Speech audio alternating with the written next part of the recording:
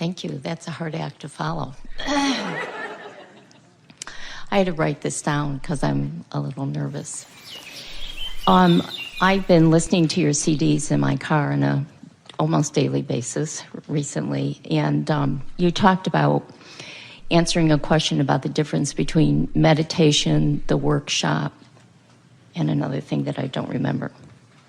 And you said that meditation was being, I think, a passageway to allow an opening to blend the inner being with the outer world.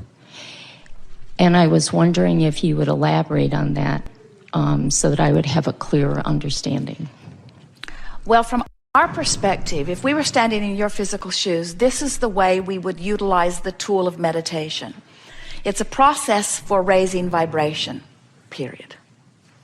It's not a process where you get in and make something happen in terms of identifying it and setting goals about it and speaking more clarity about it. That's more like what a workshop is. In other words, a workshop is where you focus your mind with the details of something that you want. Where meditation is almost the opposite of that. Meditation is like the allowing part of the equation, while doing a mental workshop is like the asking part of the equation. So we always tease our physical friends a little bit. We say, we teach you to meditate because it's easier to teach you to quiet your mind and have no thought than it is to have pure positive thought.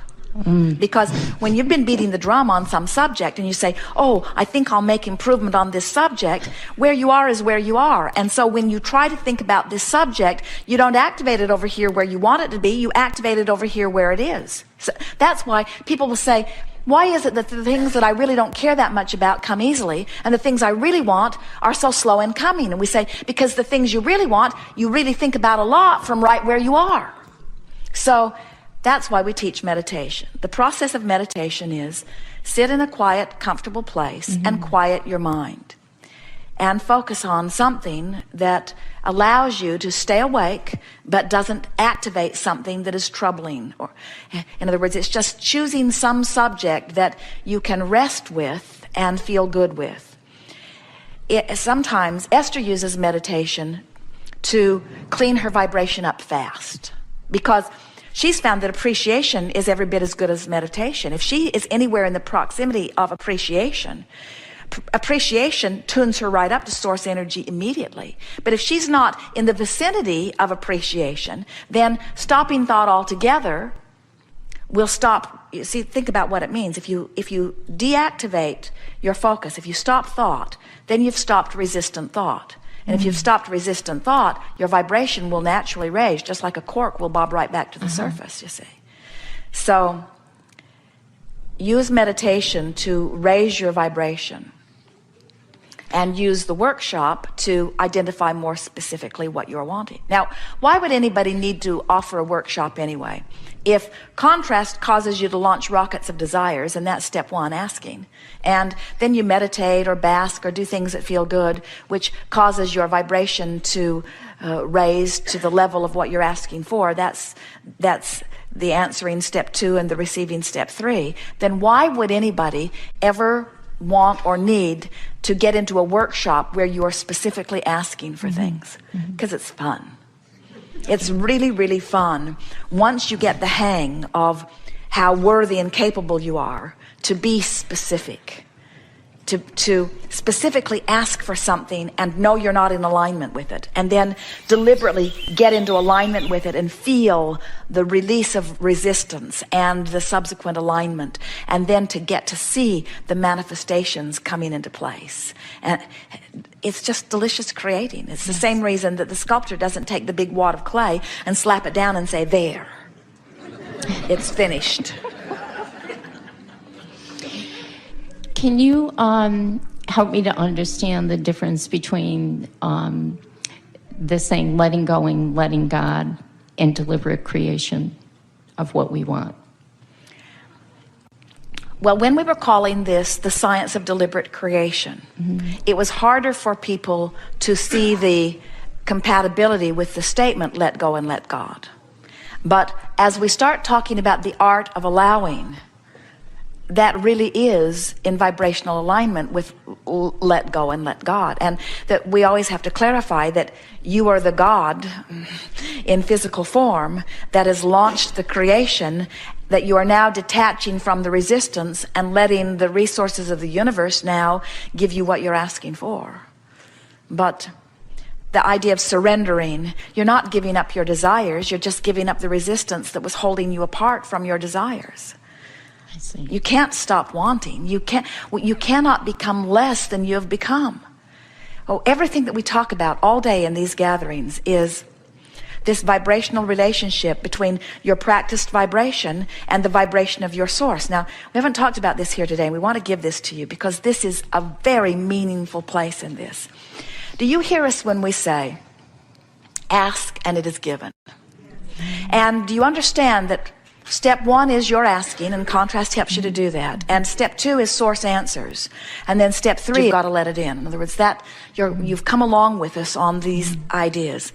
So now we're saying to you that the reason that we can unequivocally say to you, when you ask, it is given, is because when the contrast causes a desire to be born within you, you are so trusted by source out here on this leading edge place to selfishly request the very best possible thing for yourself, that source agrees instantaneously and goes along with it. Now hear that. We don't think you quite heard it, and it's so important that you hear it. You are the leading edge of thought, and you are selfishly oriented. You and every point of consciousness in the universe, which means the one-celled amoeba in the ocean is having an experience of perspective and is having preferences, even though they're different than yours and spoken differently than yours.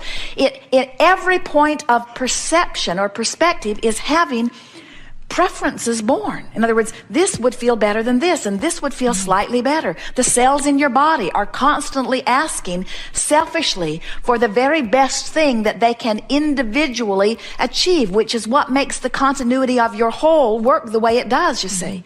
So can you feel the perfection of this? That if every point of consciousness is selfishly asking for what's best for it, then what's best for the whole is always happening all around, you see? Yes. So now take that thought and flow with us a little bit. So here you are out here on the leading edge of thought, and you had exposure to an experience that is causing you to personally and selfishly prefer something beyond what you've got.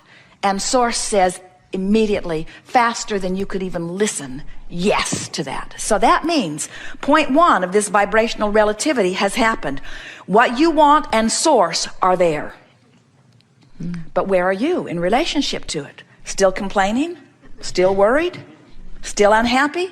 Source and what you want has joined your vibrational escrow and is there waiting for you. That's what that buffer of time is, waiting for you to find somehow, some way to be a vibrational match to what you are asking for.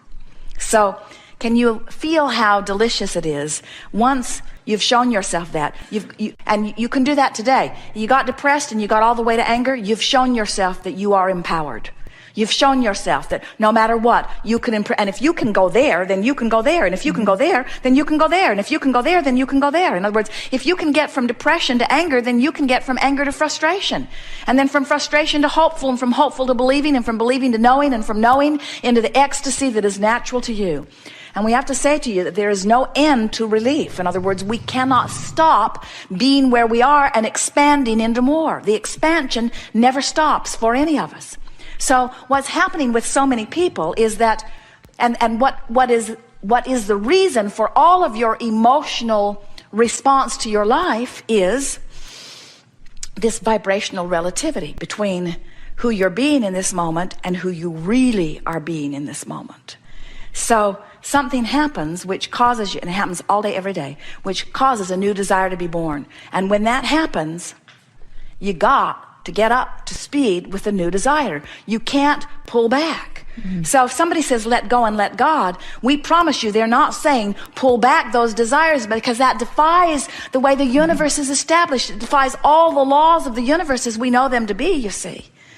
You can withdraw your resistance, but you cannot become less than your leading edge environment has caused you to be. The other day, Esther, right before her eyes, felt a new desire born.